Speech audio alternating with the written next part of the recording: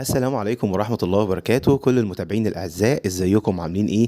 يا رب دايما تكونوا بخير.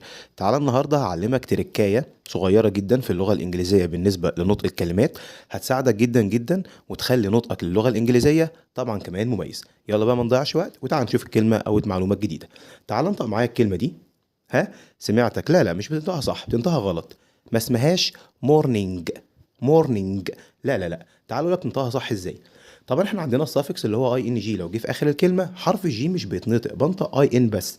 يعني كده الكلمه اللي احنا قلناها هتتنطق مورنينج. مورنينج. مورنينج. جرب كده. ممتاز. وفي كلمات تانية برضو زي كلمة thing. thing. وking. king.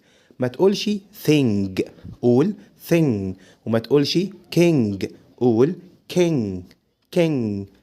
king. طيب لو انت كملت الفيديو الاخر ما تبخلش علينا بقى بلايك، وما تنساش تعمل اشتراك للقناة علشان الكل يستفيد. ولو محتاج اي معلومة في اللغة الانجليزية اكتب لي طبعا في التعليقات، وما تنساش تكتب لي انت بتتابعني منين وتصلي على النبي.